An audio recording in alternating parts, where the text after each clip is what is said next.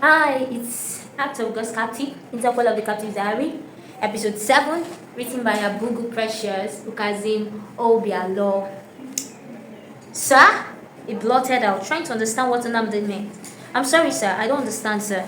He added, trying to add not to rejoice yet until he's clarified. If you're sure that you and your wife can run a school, I would advise you reinvest the money into your business again. Double it again and start up the school business. The money is yours and I trust you won't mismanage it. Nnamdi told him and Johnson was just speechless. He thanked him with everything in him and Nnamdi counseled, encouraged and prayed for him before releasing him to go. The Johnsons left Nnamdi's house around 12 p.m. to their house at the parsonage, happy and blessed. Johnson had planned to go and enroll his son Jason into school the day after the visit to Nnamdi's.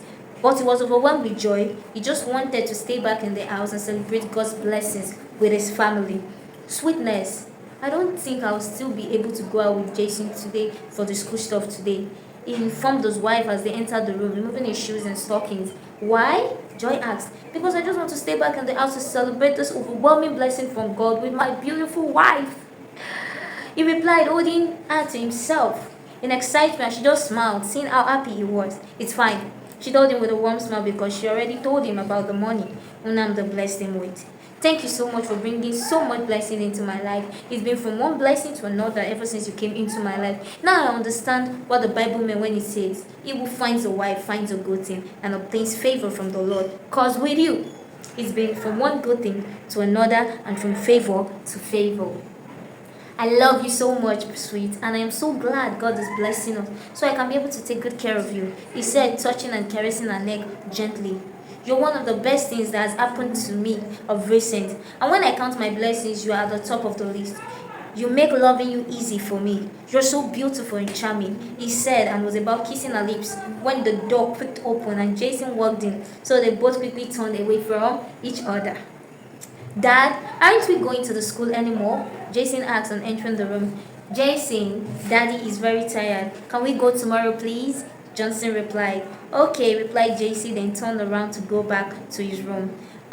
Jason, he called him back. You should always knock on the door when next you're entering this room, okay? He told him and he nodded in the affirmative. Yes, Daddy, he answered. So just go to your room now, take a shower and climb the bed for a nap. I'll see you in your room later so we can play the piano together, okay? He told him and he nodded in response, then left for his room. I'm sorry about that, Johnson told and apologized to his wife, and she nodded understandably, sitting on the bed tired. So how are we going to celebrate this great thing the Lord has done for us? He asked her. I don't know, she replied. Should I take us out later in the evening? He asked, but she objected. No, we just came back from an outing. Let's just stay at home and thank God for the blessing. She told him, okay, if that's what you want, it's fine. So what will you give me? He asked, stooping down to face her and looking amorously into her eyes. What would you like to eat? She asked, though she was feeling tired and just wanted to climb the bed and sleep. I want to eat you, my wife, he said sexily, bringing his mouth close to hers and kissed her, unbuttoning his shirt. The door. She managed to tell him, worried that JC might barge in on them again.